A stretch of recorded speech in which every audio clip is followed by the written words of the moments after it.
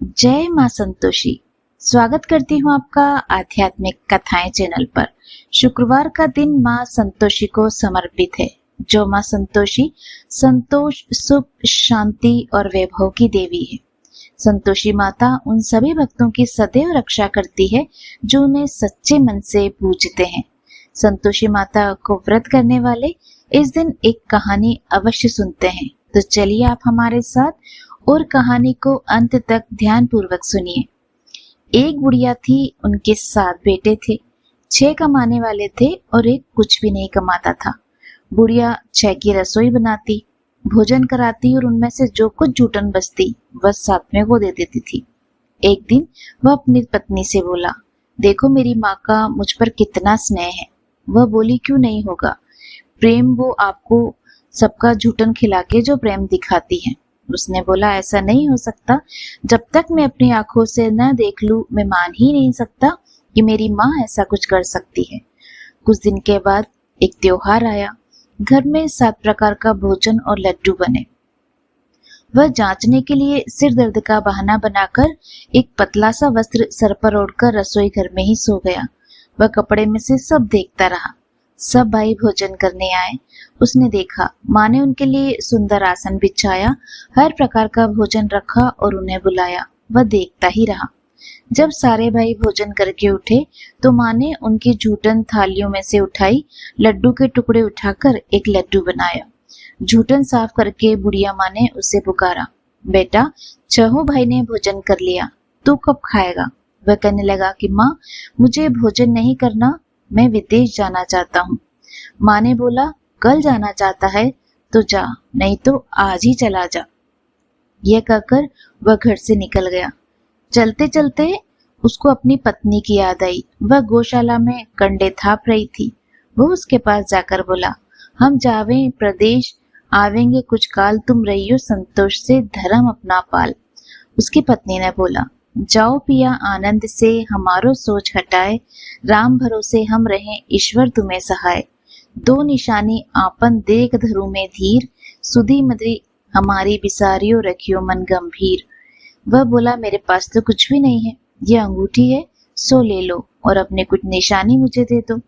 उसकी पत्नी ने बोला, मेरे पास तो कुछ भी नहीं है, यह गोबर से भरा हुआ हाथ है। यह कहकर उसकी पीठ पर गोबर के हाथ की एक थाप मार दी। वह वहां से चल दिया और चलते चलते दूर देश पहुंच गया। वह एक साहूकार की दुकान पर पहुंचा। वह जाकर साहूकार से बोला, भाई मुझे कुछ नौकरी पर रख लो। साहूकार को भी जरूरत थी, बोला रह जा। लड़के ने पूछा, तनख्वाह क्या दोगे? तब साहूकार ने कहा कि काम देखकर ही दाम बताए जाएंगे। अब वह सुबह 9 बजे से रात के 10 बजे तक नौकरी करने लगा। कुछ दिनों में वह सारा काम अच्छे से करने लग गया। सेठ ने काम देखकर उसे आधे मुनाफे का हिस्सेदार बना दिया और वह कुछ वर्षों में बहुत बड़ा सेठ बन गया। मालिक सारा कारोबार उस पर छोड़कर वहां से चला गया। उधर उसकी पत्नी को सास ससुर दुख देने लगे। सारा घर का काम करवाकर उसको लकड़ियां लेकर जंगल में भेजते। घर में आटे से जो भूसी निकलती उसकी रोटी बनाकर रख दी जाती और फूटे नारियल की नारेली में पानी देते। एक दिन वह लकड़ी लेने जा रही थी तो रास्ते में बहुत सी महिलाएं संतोषी माता का व्रत करती हुई उसे दिखाई देती है। वह वहां पर खड़ी होकर कथा सुनने लगी और उनसे पूछने लगी, बहनों, तुम किस देवता का व्रत करती हो और उसके करने से क्या फल मिलता है? यदि तुम मुझे इस व्रत का महत्व बताओ तो मैं तुम्हारी बहुत आभारी रहूंगी। तब एक महिला बोली, सुनो, ये संतोषी माता का व्रत है। इसे करने से गरीबी का नाश होता है और जो कुछ भी मन में हो उससे संतोषी माता की कृपा से अवश्य मिलता है। महिला बोली, 1.25 आने का गुड़ चना लेना, प्रत्येक शुक्रवार को निराहार रहकर कथा सुनना, मनोकामना पूर्ण होने पर उद्यापन करना। रास्ते में लकड़ी के बोझ को बेच दिया और उन पैसों से गुड़ चना लेकर माता के व्रत की तैयारी करने चली। सामने मंदिर देखकर पूछने लगी कि यह मंदिर किसका है। सब कहने लगे कि संतोषी माता का मंदिर है। यह सुनकर माता के मंदिर में जाकर माता के चरणों से लिपट गई और विनती करने लगी कि मैं अनजान हूँ, मैं व्रत का कोई नियम भी नहीं जानती। मैं दुखी हूँ। हे माता जगत जननी, मेरा दुख दूर करो। मैं आपकी शरण में हूँ। माता को बड़ी दया आ गई। उस दिन शुक्रवार था। शुक्रवार बीता ही दूसरे शुक्रवार को उसके पति का पत्र आया और तीसरे शुक्रवार उसके पति ने उसको पैसे भिजवा दिए। यह देख जेठ जिठाने का मुंह बन गया और उसको ताने देने लगे कि अब तो इसके पास पैसा आ गया है, अब ये बहुत इतराएगी। बेचारी आंखों में आंसू भरकर संतोषी माता के मंदिर चली गई और माता के चरणों में बैठकर रोने लगी। रट लगाती हुई बोली, माँ मैंने पैसा कब मांगा था? मुझे पैसे से क्या काम? मुझे तो अपना सुहाग चाहिए। मैं तो अपने स्वामी के दर्शन करना चाहती हूँ। तब माता ने प्रसन्न होकर कहा, जा बेटी तेरा स्वामी आएगा। यह सुनकर खुशी खुशी घर जाकर काम करने लगी। अब संतोषी माँ भी विचार करने लगी कि इस भोली भाली पुत्री को मैंने कह तो दिया कि तेरा पति आएगा, लेकिन आएगा कैसे? वह तो इसे स्वप्न में भी याद नहीं करता। उसे याद दिलाने के लिए मुझे ही जाना पड़ेगा। इस तरह माता उस बुढ़िया के बेटे के स्वप्न में जाकर कहने लगी, साहूकार के बेटे सो रहा है या जागता है? साहूकार के बेटे ने कहा, सोता भी नहीं जागता नहीं, कहो क्या आज्ञा है? माँ कहने लगी, तेरा घर बार कुछ है कि नहीं? वह बोला, मेरे पास सब कुछ है माँ, बाप, बहू, क्या कमी है? माँ बोली, भोले तेरी पत्नी घोर कष्ट उठा रही है। तेरे माँ बाप उसे परेशानी दे रहे हैं। वह तेरे लिए तरस रही है, उसकी सुध ले। वह बोला, माँ मुझे पता है, पर मैं जाऊं तो जाऊं कैसे? माँ कहने लगी, मेरी बात मान। सवेरे नहा धोकर संतोषी माता का नाम ले, घी का दीपक जलाकर दुकान पर चला जा। देखते देखते सारा लेन देन उतर जाएगा, सारा माल बिक जाएगा। सांझ तक धन की भरी ढेरी लग जाएगी। थोड़ी देर में देने वाले रुपया देने लगे और सारे सामान ग्राहक सौदा करने लगे। शाम तक धन का भी भरा ढेर इकट्ठा हो गया और संतोषी माता का यह चमत्कार देखकर खुश होने लगा। धन इकट्ठा कर घर जाने के लिए वस्त्र गहने खरीदने लगा और घर से निकल गया। उधर उसकी पत्नी जंगल में लकड़ी लेने जाती है। लौटते वक्त माता जी के मंदिर में आराम करती है। प्रतिदिन वह वहीं विश्राम करती थी। अचकन से धूल उड़ने लगी। उड़ती देखकर वह माता से पूछने लगी कि माता ये धूल कैसी उड़ रही है?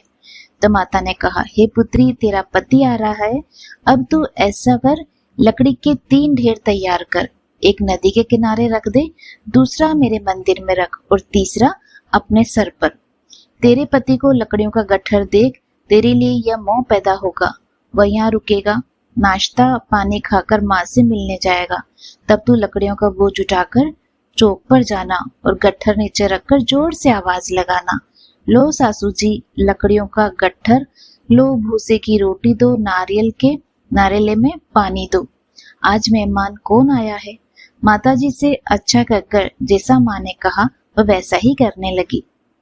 इतने में मुसाफिर आ गए। सूखी लकड़ी देख उसकी इच्छा हुई कि वह यहीं आराम करे, भोजन बनाकर खा पी कर ही गांव जाए। आराम करके गांव को चले गए। उसी समय सिर पर लकड़ी का गट्ठर लिए वह आती है। लकड़ियों का बोझ आंगन में उतारकर जोर से आवाज लगाती है, लो सासू जी लकड़ियों का गट्ठर लो, भूसे की रोटी दो, आज मेहमान कौन आया है?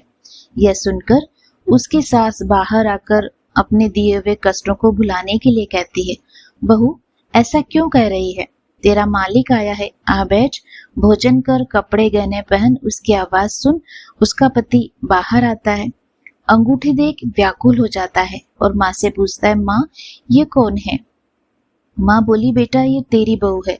जब से तू गया है तब से सारे गांव में भटकती फिरती है, घर का कोई कामकाज नहीं करती, 4 पहर आकर खाती है।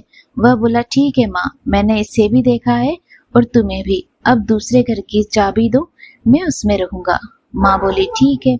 अब दूसरे मकान की तीसरी मंजिल का कमरा खोलकर उसने सारा सामान जमाया।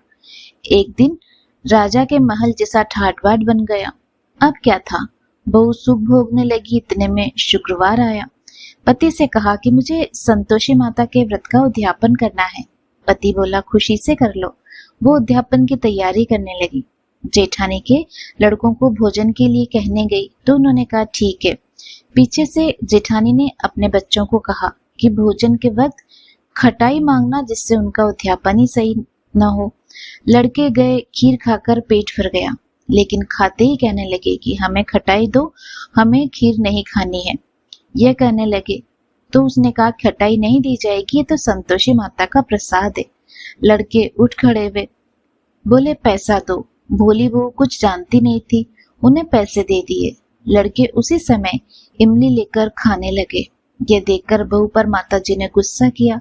राजा के दूत उसके पति को पकड़ कर ले गए और जेठ जेठानी कहने लगे कि लूट लूट कर धन लाया था, अब बता, अब पता लगेगा जब जेल की मार खाएगा। बहू से ये सब सहन नहीं हुआ। रोती हुई मंदिर गई और कहने लगी, हे माता, ये क्या किया? हंसाकर अपने भक्तों को रुलाने लगी है। माता बोली, बेटी, तूने उद्यापन करके मेरा व्रत भंग किया है। वह कहने लगी, माता, मैंने क्या अपराध किया? मैंने भूल से लड़कों को पैसे दिए थे, मुझे क्षमा करो, मैं फिर तुम्हारा उद्यापन करूंगी। माँ बोली, अब भूल मत करना। वह कहती है कि अब भूल नहीं करूंगी। अब कैसे आएंगे? माँ बोली, जा, तेरा पति तुझे रास्ते में आता हुआ मिलेगा। वह निकली तो रास्ते में उसे पति मिला। उसने पूछा, कहाँ गए थे? तो वह कहने लगा, इतना धन जो कमाया था उसका टैक्स राजा ने मांगा था, वह भरने गया था। वह खुश होकर बोली, अब घर चलो, कुछ दिन के बाद फिर शुक्रवार आएगा। वह बोली, मुझे दोबारा माता का उद्यापन करना है। पति ने कहा, करो। बहू फिर जेठ के लड़कों को भोजन के लिए कहने गई। जेठानी ने एक दो बातें सुनाई, तुम सब लोग पहले ही खटाई मांगना। लड़के भोजन के पहले ही कहने लगे कि हमें खीर नहीं खानी है, हमारा जी बिगड़ता है, कुछ खटाई खाने को दो। तो वो बोली, खटाई किसी को नहीं मिलेगी, आना हो तो आओ। ब्राह्मण के लड़के लाकर भोजन कराने लगी। दक्षिणा की जगह उनको एक एक फल दिया। संतोषी माता प्रसन्न हुई। माता की कृपा हुई। 9वें मास में उसे एक सुंदर पुत्र प्राप्त हुआ। पुत्र को पाकर प्रतिदिन माता जी के मंदिर को जाने लगी। तो माँ ने सोचा, ये रोज आती है, क्यों ना आज इसके घर ही चलूं। ये विचार कर माता ने भयानक रूप बनाया। गुड़ चने से सना मुख, ऊपर सूंड के समान होठ, उस पर मक्खियां भिन भिन कर रही थी। देली पर पैर रखते ही उसकी सास चिल्लाई, देखो रे, कोई चुड़ैल आ रही है, लड़कों इसे निकालो, नहीं तो किसी को खा जाएगी। लड़के भागने लगे, चिल्लाकर खिड़की बंद करने लगे। बहू रोशनदान में से देख रही थी तो वो खुशी से चिल्लाने लगी कि आज मेरी माँ जी मेरे घर आई है, वह बच्चे को दूध पीने से हटाती है। इतने में सास को क्रोध आ गया। वो बोली, क्या हुआ, बच्चे को पटक दिया? इतने में माँ के प्रताप से लड़के ही लड़के नजर आने लगे। वह बोली, माँ, मैं जिसका व्रत करती हूँ यह संतोषी माता है। सबने माता जी के चरण पकड़ लिए और विनती कर कहने लगे, हे माता, हम नादान हैं, तुम्हारा व्रत भंग कर हमने बड़ा अपराध किया है। माता, आप हमारा अपराध क्षमा करो। इस प्रकार उन पर माता प्रसन्न हुई।